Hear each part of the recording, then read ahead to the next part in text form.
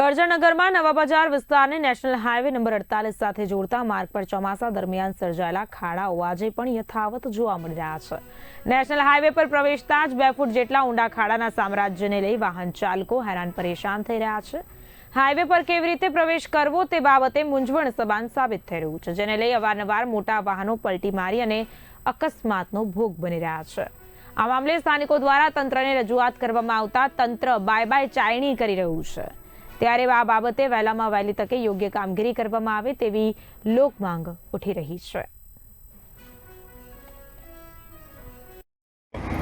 આ ખાડાઓ લગભગ ચોમાસાના પડેલા છે, પણ તંત્ર કોઈ જોવા રાજી નથી અને અવારનવાર અહીંયા જે મુસાફરોની જે અવર જવર છે, દરરોજ વાહનો અહીંયાથી પસાર થાય છે।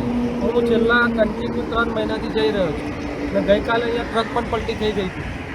તો એટલીસ્ટ તંત્રને એમાં ધ્યાન આપીને આ ખાડાઓ પુરાવા જોઈએ। આ કંઈ બહુ મોટું કાર્ય નથી, આટલા સારા રસ્તાઓ બનાવ્યા છે તો આ ખાડાઓ પૂરવા જોઈએ।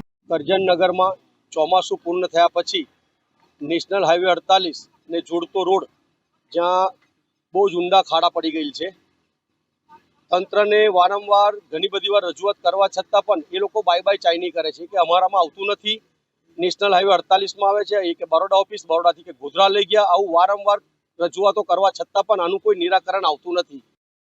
આપણા આદરણીય મુખ્યમંત્રી શ્રી ભૂપેન્દ્રભાઈ પટેલે ચોમાસા પૂર્ણ થયા બાદ ખાડા પૂરવા માટે બહુ કડક કાર્યવાહી કરેલ છે, પણ આ અધિકારીઓનું પેટનું પાણી હલતું નથી। વારંવાર એ અધિકારીઓ પણ આ જ રોડથી પસાર થતા હોય છે, પણ એવો બી કોઈ બી તંત્ર જે તે ડિપાર્ટમેન્ટ આવતું એને જાણ કરતા નથી। તો જેથી વહેલામાં વહેલા ખાડા પૂરાય અને પબ્લિક અકસ્માત થતા બચે, આપણે નેશનલ હાઈવે 48ને જોઈન્ટ થાય છે। બરોડા ભરૂચ બંને રોડ કરજણ સેવા સદન વાળો રોડ જાય છે, જોઈન્ટ થાય છે, ત્યાં હાઈવેની કમ્પ્લીટ બાજુમાં જ બહુ મોટા ઊંડા ખાડા પડી ગયા।